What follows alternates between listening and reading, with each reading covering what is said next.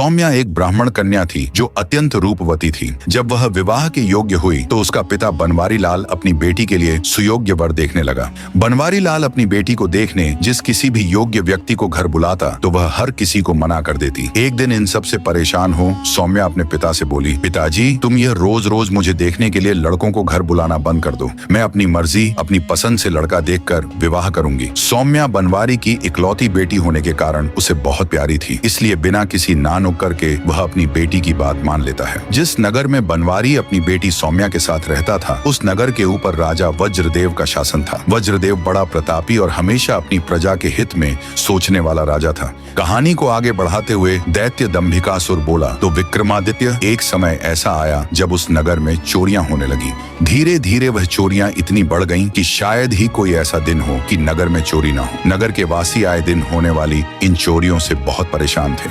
राजा वज्रदेव को जब खबर लगी तो उसने रात की गश्त के लिए सिपाहियों की संख्या बढ़ा दी, पर उससे भी कोई फायदा नहीं हुआ। अब तो चोर ने नगर के छोटे मोटे रईसों से लेकर बड़े बड़े सेठों तक का नंबर लगा दिया। आए दिन होने वाली इन घटनाओं से दुखी हो नगर के बड़े सेठ और व्यापारी मिलकर राजा के पास गए और अपनी व्यथा सुनाकर उनके सामने अपनी फरियाद रखी। राजा वज्रदेव ने उनका दुखड़ा सुन अपने सभी सिपाहियों को दिन रात नगर के कोने कोने में तैनात कर दिया, पर फिर भी चोरियां कम नहीं हुई। अब राजा के लिए भी यह विषय अत्यंत गूढ़ बन गया। उसने विचार किया कि कहीं मेरे सिपाही भी चोर के साथ न मिल गए हों। अंततः राजा वज्रदेव ने खुद चोरों को पकड़ने का बीड़ा उठाया। अब हर रात को वह खुद अपने कुछ सिपाहियों की टुकड़ी लेकर राज्य में गश्त के लिए निकलता। जब राजा सजग हुआ तो कुछ समय के लिए चोरियां रुक गईं, पर एक रात जब राजा गश्त पर था तो उसने एक संदिग्ध व्यक्ति को भागते हुए देखा। राजा ने तुरंत अपने सिपाहियों को आदेश दिया, उसे फौरन पकड़ो। राजा का हुक्म मिलते ही सिपाहियों ने दौड़कर उस चोर को दबोच लिया। उसे राजा के सामने पेश किया गया तो उसके पास से चोरी का सामान भी मिला। जब राजा ने सख्ती से उससे पूछा